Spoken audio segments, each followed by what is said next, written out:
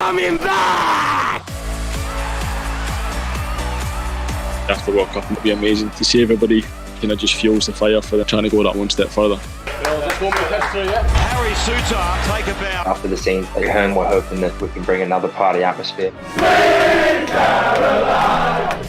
Just hungry for more, and that's just lit more of a fire in everybody to try and grow on what we did in Qatar.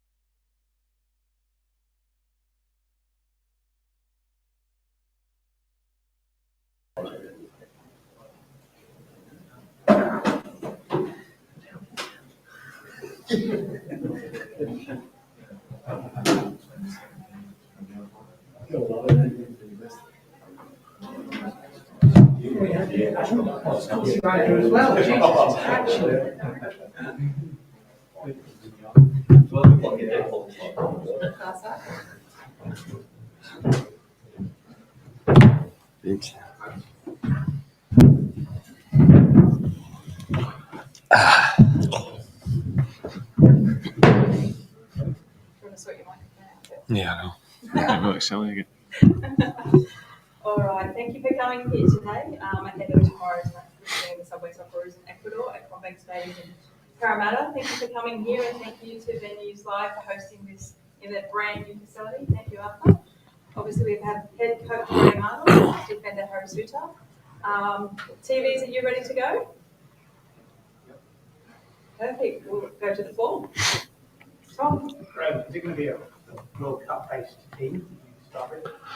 I think it'll be a mixture. Obviously with some of the older players that we used quite often at the World Cup was they're out injured, so it's a great opportunity to blend. I think if you put just the kids in all alone without the older players for the leaders to help them on the pitch, it could be a little bit daunting for them. But I think a good mixture and a good blend of players will be crucial. Talking about this, celebrating the achievements of the World Cup. Everyone we spoke to in the week say they don't want this to be seen as a great hit. So, as a coach, what do you want to see looking ahead to the end of the next year? Yeah, look, this is, as I said, publicly, it's been more around, an opportunity to celebrate what the boys did. But internally, it's been more about the new campaign is starting, and it started yesterday. We did a great presentation to the boys on reflecting of the World Cup, and then not that we drew a line in it. That's our base. It's now going higher than what we did, and so it's all about again. We are looking at more players, bringing players in, young players that I believe that can really help and achieve special things, and giving them the opportunity. It's going to be good to see how, especially the younger ones, go against South Americans, because they probably have never played against South American nations before, and how they deal with that. And it's be a great experience for them moving forward.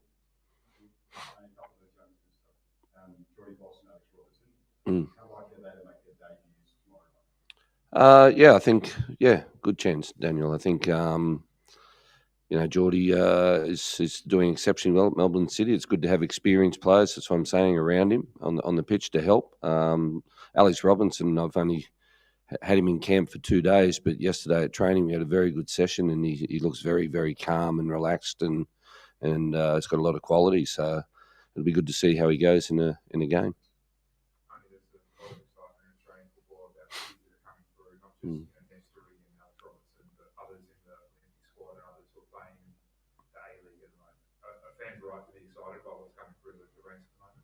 Yeah, but 100%, Vincent. I've always had great belief and faith in Australian kids. But what's important is that they keep playing at club level and exposing them to international opposition, whether it's with us or with the Olyroos. And Tony Vidmar's away at the moment in Rome with the Olyroos boys, and I've kept a couple behind that probably should have gone there or could have gone there, and will be with the Olyroos in the future. And I think that Olympic campaign that we just did in Tokyo showed how vital it is for the Socceroos that the kids are coming through. But you know, as I said right at the start, it's we have the right to be excited, but then I think it's also about the planning of the kid as well, of where he goes, where he plays. It's important he keeps playing and gets match minutes and keeps growing. And I think the age group for me always has been the age between 18 and 23. If you get through that well and playing at a good level, then you'll reach great heights. Sorry. Harry, just like in terms of what you already know about the squad and what you've just done, some of the guys were at the lower bracket of the age group in the squad at the moment, and also what you've seen in this camp so far. Are you pretty excited about what this team can be over the next this cycle and beyond? Yeah, of course. I think you only got to look at kind of the Olympic campaign and how many of the lads in the squad were in that squad, and see how far they've come, what kind of clubs they've gone to, how many minutes they're playing. And 4 years is such a long time in football for this next campaign. So I'm sure they're going to grow with their clubs and with the national team. And again, there'll be youngsters coming through behind them as well. You know he's talking about himself. Ollie, we spoke to Arnold Bill midweek, and he said that he was specifically put with Nestor and Glinder as a roommate to try and be a good influence for him, to try and educate him about what the camp life is about. For those players who might not get a taste of football this week, what do you want to see from them, and what do you think they can learn? I think there's a number of things for them to experience. Obviously, the level, the professionalism of the senior players and the leaders that have got them to that level, but also what it's like to experience coming into train only for 1 or 2 days and then an international game, because you don't get the time to give them too much detail. It was interesting yesterday at training, real interesting for me anyway, with some of the young boys we're doing patterns of play and what we expect from the players, and a couple of times they're running off and doing different things, which is great, which was what they're doing at their club level. So you give them that freedom, but then it's about, okay, if it doesn't work out, how does that work for the team? And I think putting senior players with the younger players and being in the same room with them really helps in terms of the communication, but also making the young ones feel that they belong. Sometimes if you put the two young ones together, they might isolate a little bit and not feel 100% part of it, but having them really connected straight away, they feel relaxed and ready to go. Arnie, it's almost unheard of for a Socceroos coach to have 2 full World Cup cycles in charge. What you've already We haven't got the second one yet. We're just starting. with what you've put in place already, what do you hope this team will achieve over the next 4 years? Look, as the presentation was yesterday, 3 main goals straight away. It's not about just resting and on our laurels and anything. For me, it's about expecting more. And no, I don't think we could go through a tougher campaign in terms of what we had to do with COVID. But the way I see it going forward is the 3 main goals. The first one is Asian Cup. The expectations are there to be successful and do well. Second thing is to qualify directly for the World Cup, with the way the World Cup plan has changed. And the third one is to go and do what we did more at next World Cup. So there are our 3 main goals for this campaign. I don't think the messaging has to change too much, because the boys, it's as I said to them yesterday, normally you'd have a new coach here standing here talking about how he wants to play and how the culture and, we're all rushed. And the fact that, we've stayed on, and great news, I think I can say, Rene Molenstein has signed on to stay in another campaign as well. And it's fantastic that we can keep that stability going within certain staff members. And so it's for the boys, it's, they know what we want and our expectations are. And as I said, it's going to be an exciting campaign ahead. You mentioned leaders on the pitch. Who are the leaders in this group? Do you the middle? With the size of him, how can he not lead? Everyone's. And how do you want that to play out? I've seen a huge growth in the leadership side of things. And Matty Ryan, Matt Leckie, Craig Goodwin. You know, he's a guy that was a couple of years ago that it was hard for him to say boo. And now he's leading so well. His communication with the younger players in camp is fantastic. Leckie, Jackson Irvine, you know, and so the leaders have grown a lot, and they're the most important things on the pitch, because at the end of the day, you can have the young ones around them. It's how they react to certain situations on the pitch. If a young one does make a mistake, you don't smash him. Just come on, pick him up quickly, positive reinforcement, and help the kid move on to the next situation. So, as I said, they've grown a lot, and they had a meeting yesterday, and with all the players, and they're doing well.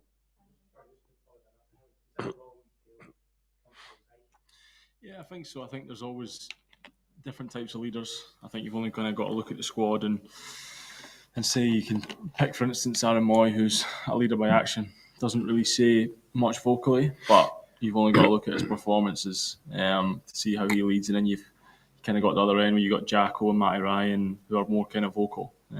Likewise, you've got Billy Wright, who, again, in the World Cup, didn't play a lot of minutes, but you've only got to see how he prepared himself every game to come on for that Denmark game for the last little bit, and to put the performance in and kind of help me and Kai through the last kind of 15 minutes. That for me is leadership. So for the young lads coming in, they're not all going to be similar, and it's great to take little bits of leadership from every kind of different person.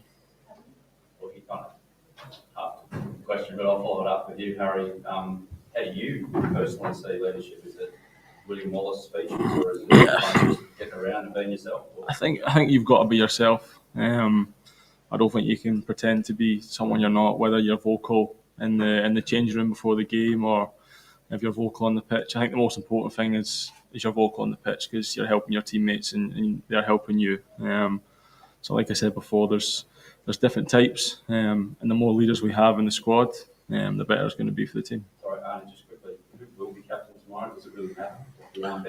No, Matty Ryan Matty will be captain tomorrow, yeah. Question for Harry. When you reflect on how far you've come in your career, with all the injury setbacks, playing in the championship, representing Australia on the international stage, and of course that big step up to the Premier League, what do you credit your success to?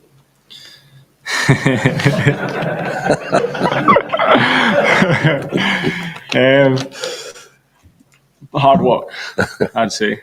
Obviously, there's a lot of different factors and a little bit of luck as well. People putting faith in me, like the boss here, a few managers back at Clubland. But first and foremost, I say hard work. I think over the last 12 months with the injury, I worked my socks off to get back fit and to get in the team. I know the boss put faith in me, and he's big on kind of the mindset of players and not only feeling physically fit, but mentally strong and mentally ready. But yeah, I definitely say hard work has kind of got me to where I am today. Just on that, I've got another question. Just on that, tell us about the Premier League. How's it been? What have you made of it so far? It's been a bit of a whirlwind, to be fair. The first kind of 6-7 weeks. Kind of a dream come true to get there. Because I think it's where every person wants to be playing their football. At the top league, obviously started really well with a couple of wins, and we've had some poor results. But I think if you look at the table, it's so tight from kind of 12th to bottom. There's 3 points in it. Our fixtures have been really tough, but that's kind of what you want. You know, you're going to be playing them really good teams. So as we're coming off the back of this break, we've got kind of 4 games of teams that are around us and are going to be massive in terms of where we finish at the end of the season. James, we'll just go Daniel, Andrew, and then So the standard, like how big of a step up has it been? The World Cup that you had, how much confidence did that give you going into the Premier League in terms of the quality of play that you came up against? I get asked that question a lot. Kind of what's the big step up in standard? I don't think it'd be fair for me to sit here and say, there's no good players in the Championship, because there's fantastic players in the Championship. Everyone can play football to a really good level. I just think the concentration and the tempo has been the biggest difference for me. I think the first week in training, obviously we need to wear the heart rate monitors and stuff. And the physio said to me after the first week, your heart rate's gone a bit high this first week. And I said to them, I didn't need a heart rate monitor to tell you that. The tempo obviously was stepped up, and I think in games it's the big difference I've seen is kind of for say 10-minute spells you're sprinting everywhere and there's no rest, and then there's a little 5-minute break and then it's back to it. So it's the highs and lows would be the biggest difference for me. Yeah. You touched on the second World Cup cycle before when Luke asked you the question. It's well documented that you've openly admitted that COVID and the Socceroos' eternal tyranny of distance came close to breaking you. With expectations now even higher, are you embracing a second World Cup cycle? Yeah, look, I think it's just the start of that, but my expectations won't change and my passion and commitment won't change. It's a reason I stayed on. I truly believe that with the kids coming through and the experienced players are at a good age, a couple of them will be, early 30s by the time the World Cup comes along, that we've got a good blend there of players, and it's about giving them an opportunity over the next 6 months during friendly games. When I say that, they're all important because of the rankings. But I truly believe in these boys, and on my side of it, it's about doing more than what we did last time. You said when you announced the squad, best story was coming in from experience. Yep. Not necessarily rule out game time. Got a chance to see him tomorrow, and now you've seen him in the flesh. Yep. Well, I can tell you guys now that Riley McGree's out. He, not of both games, of just the first one. He caught a bit of a bug on the flight coming across, so he's been. We only just saw him for the first time this morning. He's been, he had the flu and those type of things. So that gives Nesta the chance to be in the 26-man squad, and we'll see how the game goes.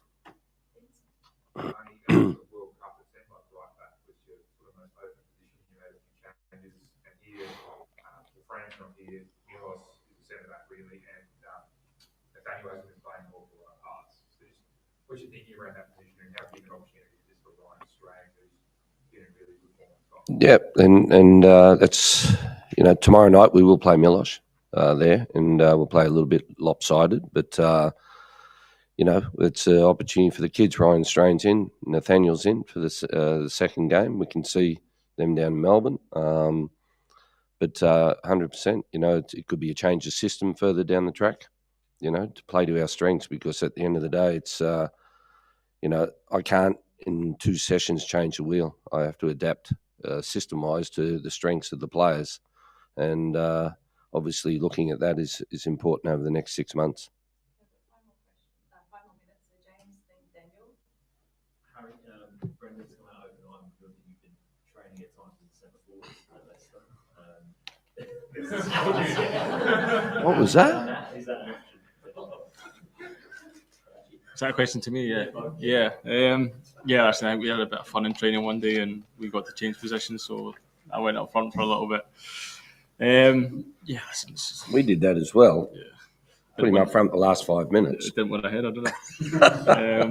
No, listen, it's one of them things. If you're kind of chasing a game or whatever, there's always a different plan. And I just think it came off the back of the game of the weekend there. We had a few corners and a few throw-ins in the opposition half, and I kind of stayed up there for probably, it was about 30 seconds. So yeah, it's a bit. Last time you were in Australia coaching the team, there was a lot of speculation about the future. It was exactly this time last year. A lot of negativity around the team. How do you reflect on all that now? I guess it's a massive contrast in a short space of time. Now you've got a new deal. The team had an excellent World Cup. There's this positivity around the team and you, which wasn't there before. So how do you make sense of all of that? Have you had time to reflect on all of that?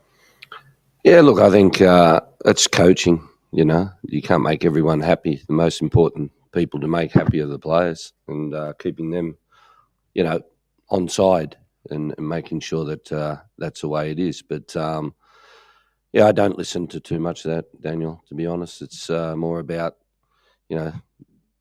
making myself happy, making my family happy, and people around me happy, and working hard for the boys. And nothing changes, mate. At the end of the day, I know that if something doesn't go right in the next 6 months or something, it'll start again. But that's the way coaching is. You look at club football, these days, especially over in Europe, sometimes you only get 4 weeks as a coach. But that's just the nature of coaching, and you've got to be, strong enough to move on from it, not listen to anybody, because it's once you start listening to all the different voices, that's when you can get confused yourself and takes the energy out of yourself. So it's I tend to try not to look at any of that, and I definitely don't look at social media. Yeah. Of course, it's much better coming home and getting patted on the back than driven out of the country. So it's it's of course it's great to come back and again the most satisfying thing over the whole campaign was the fans.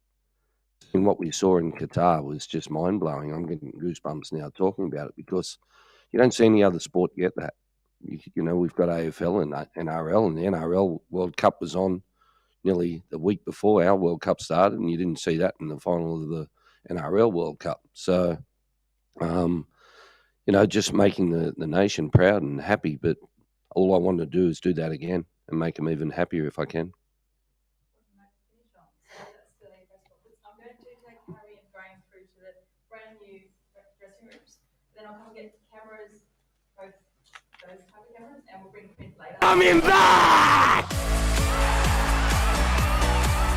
After the World Cup, it'll be amazing to see everybody just fuels the fire for trying to go that one step further. Harry Souttar, take a bow. After the scenes at home, we're hoping that we can bring another party atmosphere. Just hungry for more, and that just lit more of a fire in everybody to try and grow on what we did in Qatar.